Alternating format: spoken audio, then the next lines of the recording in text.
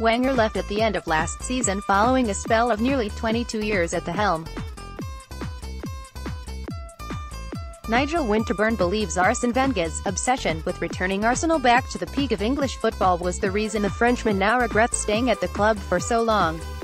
Wenger left at the end of last season following a spell of nearly 22 years at the helm, in which time he won 3 Premier League titles and a record 7 FA Cups.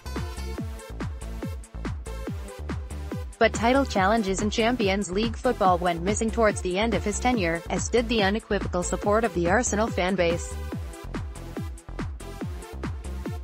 Nigel Winterburn, right, was at Arsenal when Arsene Wenger left, arrived in 1996, Mike Egerton, EMPICS, for the first time since his departure. Wenger has conceded he may have made an error by outstaying his welcome in North London.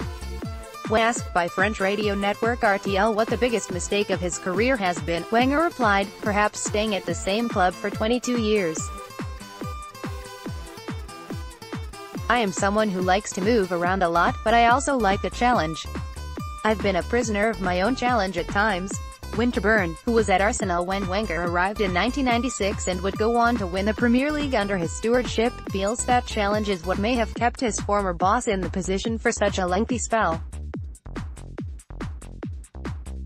Arsene Wenger took Arsenal to their new home, the Emirates Stadium, in 2006. Sean Dempsey, PA, he had a burning desire in his first period. From 1996 to 2006 I can't see any player or supporter not being in awe of what Arsene Wenger was doing, he said.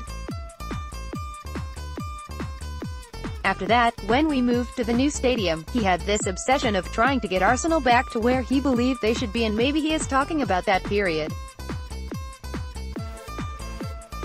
In his own mind he felt he was still capable of producing the teams that would go on and bring titles back.